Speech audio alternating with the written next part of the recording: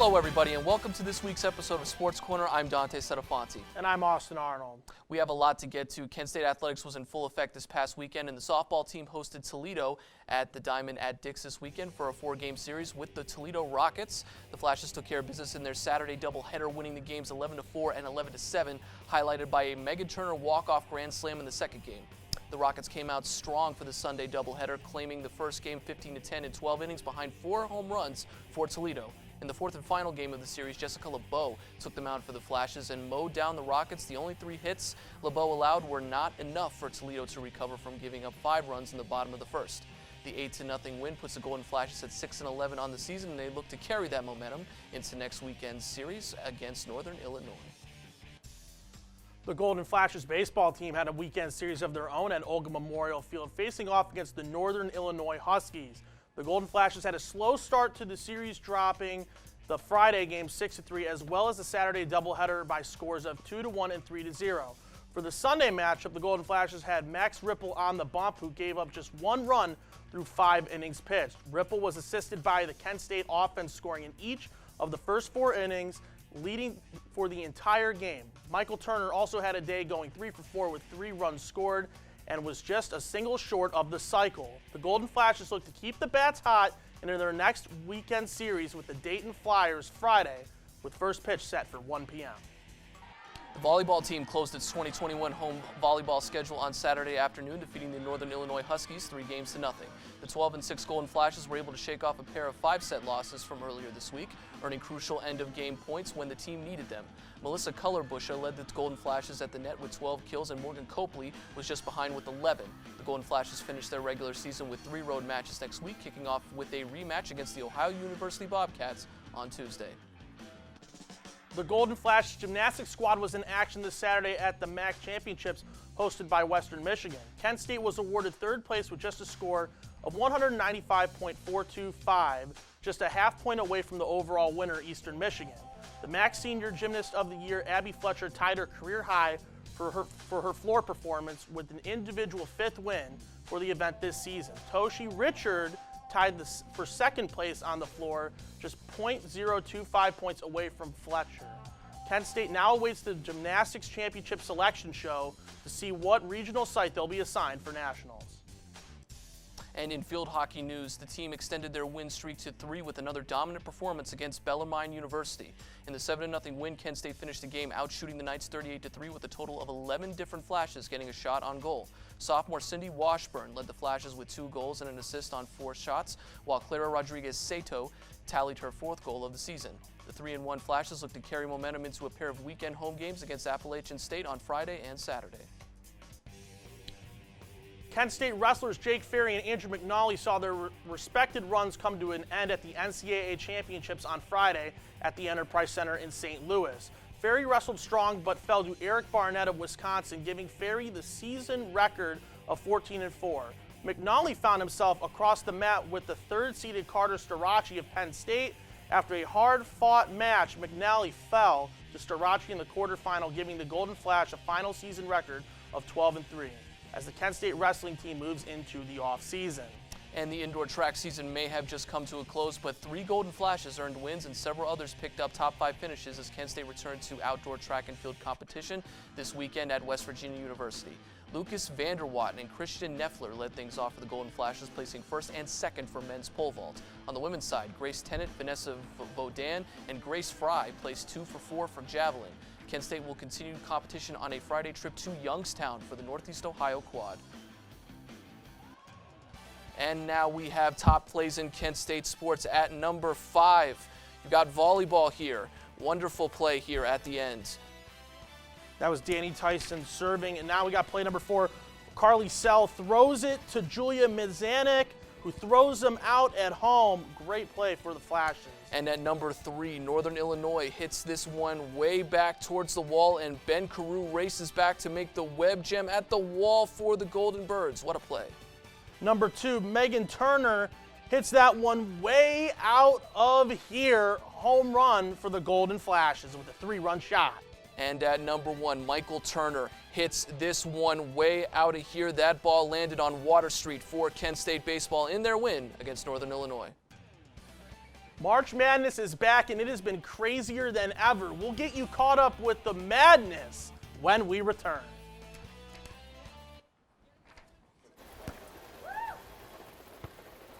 Come on! Go, Diane!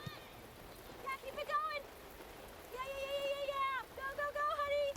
If you love them enough to drive an hour to cheer them on as they get beat 11-0 in the rain, then surely you'll check nhtsa.gov/the-right seat to make sure they're correctly buckled in the back seat. Throw that ball, Diane! Woo! You got this! There was an old woman who lived in a shoe. She had so many children, she didn't know what to do.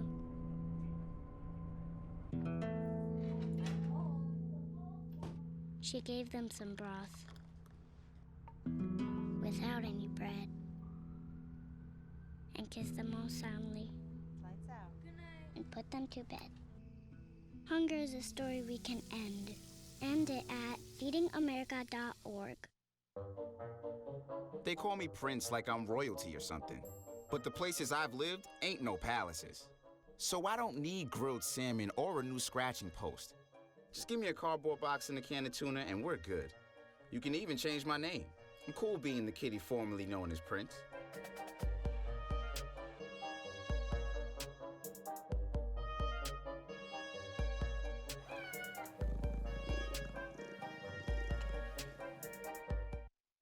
It's not my first time bartending, so It's a sausage party in here. it's fine. I'm very familiar. Yeah, because you're a sexy girl, Sam. Last thing, Yeah. is that the music, when Momo kicks it into high gear, is going to get a little bit loud in here. So your customers are going to have a hard time hearing you. So you may want to. What?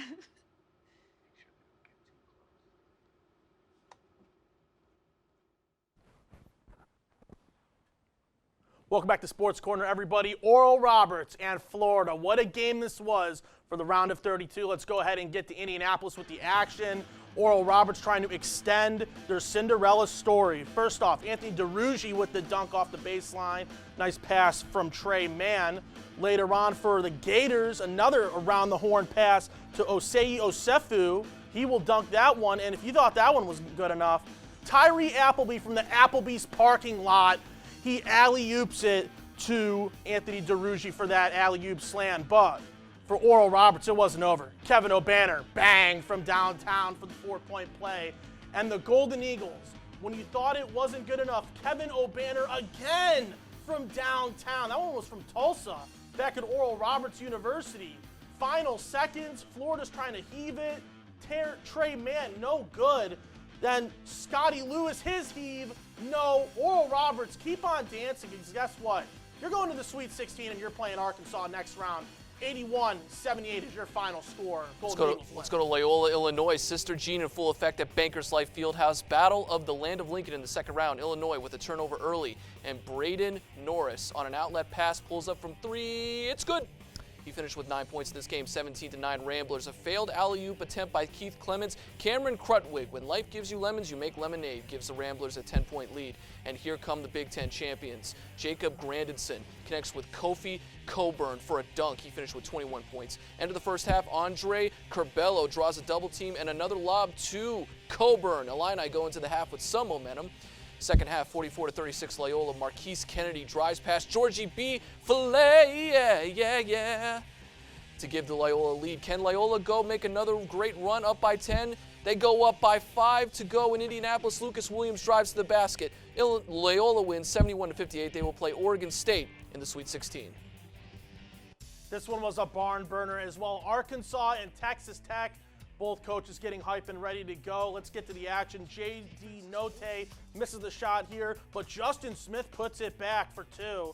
And Arkansas had a nice lead the whole game. Moses Moody, why are you always in a mood, from downtown? And he will get that to a 35-42 lead later on for the Razorbacks. Moody, he's dribbling. He finds Williams. Williams to Smith for the around the horn dunk. Later on, the Texas Red Raiders weren't done yet. The Texas Tech, Kevin McCullough drives for that and one. And then the Razorbacks, they tried to put this game away. Williams finds Justin Smith again. That connection was just great all game. Justin Smith showing out for the Razorbacks. And for Texas Tech, Kyler Edwards misses the layup at the end of the game. Party, Arkansas, party. You're playing Oral Roberts in the Sweet 16. 68-66 was the final.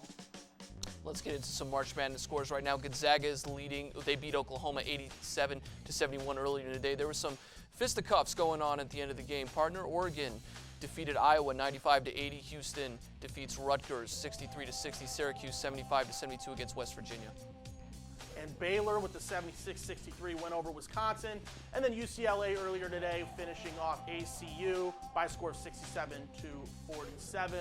Without further ado, we are going to go ahead and get it to Jeremiah Hernandez, who's with us in studio today. Hello, Jeremiah. Hello, thanks for having me. Jeremiah, what makes Ohio so great during this run that they've had?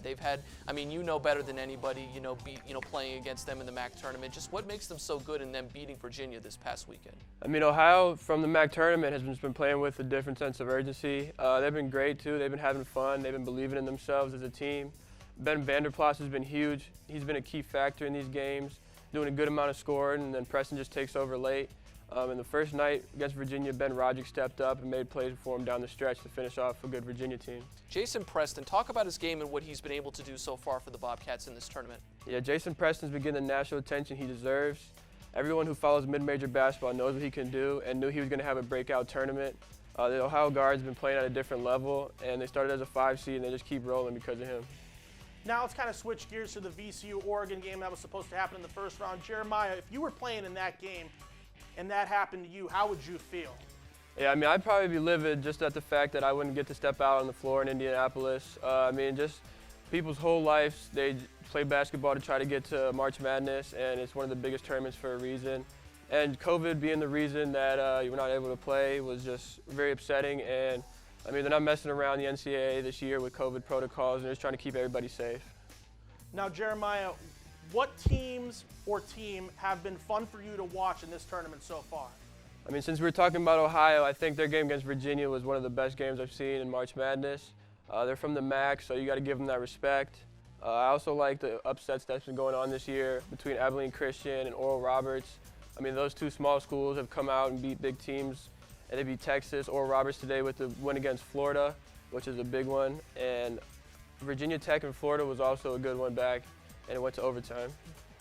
Jeremiah, give us your Final Four predictions. Who's going to Indianapolis? I think that Baylor are going to go because, I mean, their defense is just at a different level right now. They have that experience, and they play together as a team. Loyola, I mean, they have that experience too, and they have Cameron Krutwig, who's been playing at an All-American type level. Lucas Williamson's been his running mate, and he stepped up big time. I mean, Gonzaga too much firepower for them with Suggs, Timmy, and Kispert. They're going to keep rolling on as they've been doing. And I think Alabama has a good chance to make it to the Final Four because offensively they've been dominating teams, and Javon Quinterly's been leading this team in March. I like your picks, Jeremiah, but I got to say Gonzaga, I can see reaching the Final Four. I can see Baylor reaching the Final Four. They have a lot of athleticism running up and down the floor. They look very good. Alabama, this is the thing. I've had all 3 out of the 4 of my Final Four teams. They're still in the field. They all made the Sweet 16, except for Texas in the East bracket. But I look at Alabama. They have a very well-balanced attack. They're very complete. I see them making the Final Four, and I still see Baylor winning the national championship. I'm going to go with a little bit of an outside shot here. I'm going to say LSU and Loyola of Chicago will be in the championship game. But the Final Four is going to be Gonzaga versus LSU, and then Loyola versus Baylor. And, I mean, trust me, I'm never betting against Sister Jean ever again. She has proven that she is a secret kryptonite for any team that goes up against Loyola Chicago. I see the Ramblers rambling to the finals, and correct me if I'm wrong, but I believe LSU was winning this game early on before the show started. I'm going to stay true to my word. I'll say LSU, Loyola, championship game. You can book that right now. But when we come back, we'll have things to look at in the NBA and see what's going on with the Cleveland Cavaliers. So don't go anywhere. Don't turn that dial. When I was 6, my days were spent playing basketball.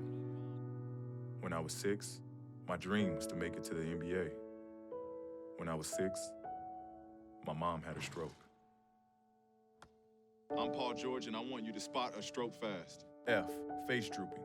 A, arm weakness. S, speech difficulty. T, time to call 911. Protect the ones you love. Spot a stroke fast.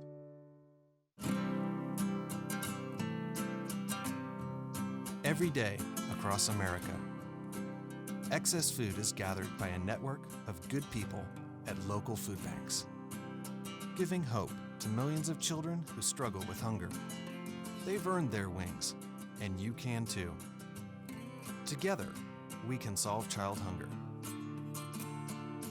Support Feeding America and your local food bank at feedingamerica.org.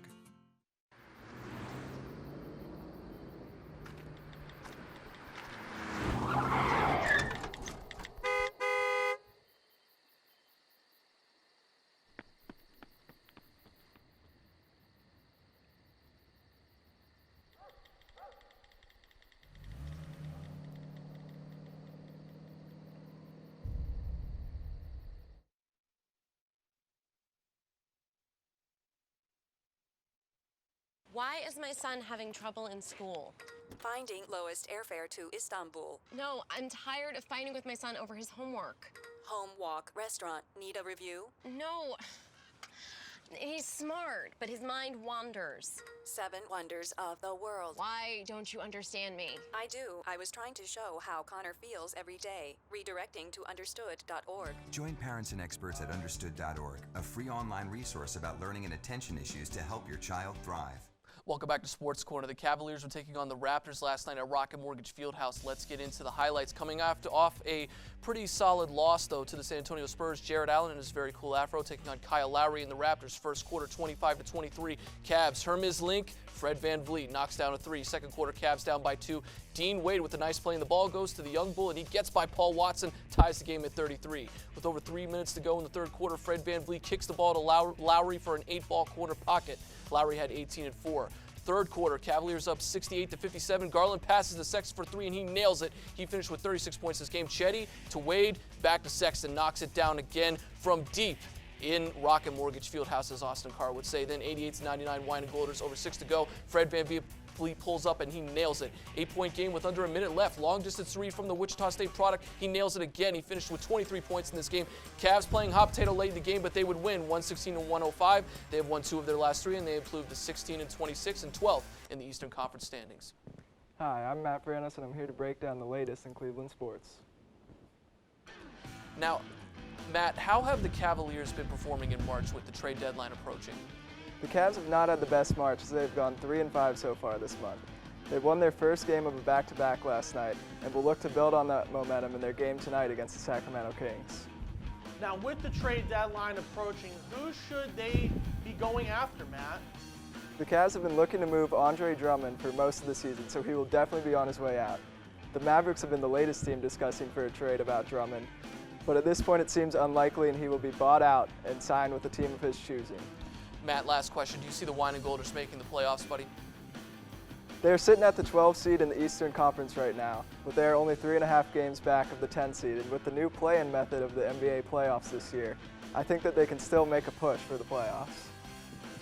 Now let's get to some Browns free agency discussion, shall we, gentlemen? The Browns made a lot of very good signings. They signed John Johnson III, Troy Hill, Youngstown, Ohio native. That makes me very, very, very happy. They were able to get Anthony Walker at linebacker, and returning players Rashard Higgins, Hollywood Higgins. They resigned him to a very decent contract, and Malcolm Smith at linebacker. Matt, who is the Browns' best free agency pickup so far? The best pickup for the Browns has been John Johnson from the Los Angeles Rams. He's a safety, which is a position that struggled for Cleveland last year. And the Browns also managed to sign him for 3 years, and because he is a younger player, he can build and create a future with the Browns. Now, Matt, what positions do the Browns need most for the start of next season? Cleveland definitely needed to fill spots in the secondary, specifically the safety position. Now that they signed John Johnson and Grant Delpit, who was drafted last year, will be back from injury, Greedy Williams will also be back from injury, and Denzel Ward is a certified #1 cornerback. The position that really needs filled is the linebackers. The Browns linebacker crew did not play well last year, but they were able to sign Anthony Walker from the Colts in free agency. Sorry, Matt, didn't mean to interrupt you there just now, but where do you think this team can go next year? The Browns looked really good last year and started playing better football as the season went on. They have been making good moves so far in free agency, and they will look to build the defense in the draft. If the defense can play better this year and the Baker Mayfield-led offense can continue to play well, I really think that they are Super Bowl contenders. Great stuff, Matt. Thank you very much. And when we come back, we have our award-winning segments, My Magic Moneyline, the Centofanti selections, and our Men on the Silver Mountain. So please, do not turn that dial. We'll be right back.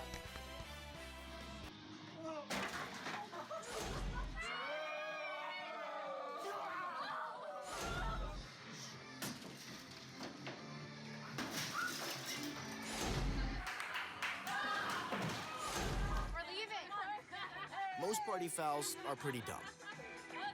But if you decide to drink and drive underage, you could lose your license and your freedom. Underage drinking and driving. The ultimate party foul. A boy born in Joplin, Missouri was fascinated by anything with wheels and a motor. The odds of him winning both the Daytona 500 and the Brickyard 400 in the same year? 1 in 195 million. The odds of a child being diagnosed with autism? 1 in 88. I'm Jamie McMurray, and my niece has autism. Learn more at autismspeaks.org/signs.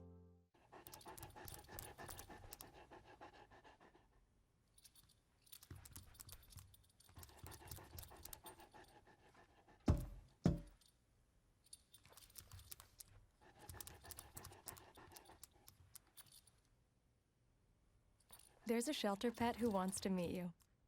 Meet one today. Visit theshelterpetproject.org. Adopt. Maybe you can make retirement happen. After all, you made her college years happen. Opening that education savings account when she was little. Spearheading a campus tour. And another, and another, and another, and another. Bam! Deciphering financial aid. She was like, what? Now she's like, you aced planning for college. Now get the tips you need to get on track at aceyourretirement.org. Welcome back to Sports Corner, everybody. Without further ado, let's get to My Magic Money Line. And we struck out yet again last week, and it has not been good. We are 6-12 on the year in this spring semester. It has been rough.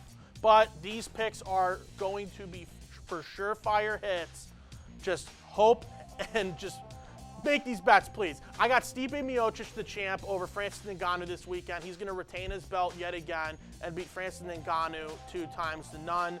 Syracuse has been really hot for the Sweet 16, so I'm going to go ahead and take Syracuse at plus 200. They will beat Houston, and Buddy Buckets Boeheim is going to get that team to the Elite Eight. And finally, I am on the hype train for Oral Roberts. Yes, they will beat Arkansas. They will go to the Elite Eight. The plus 430, and the Golden Eagles will get it done. This has been an amazing Cinderella story, Dante. You sure that Syracuse over isn't just to spite me because I'm winning in the bracket challenge right now? No, it's not. For my Centofanti selections this week, I chose Kenny Golladay. He is one of the best deep threats in the league, and he got paid. He has the contract he deserves, and he's been one of the great deep threats in the National Football League the past 5 years, and I'm very, very happy that he got his well-deserved contract this past week.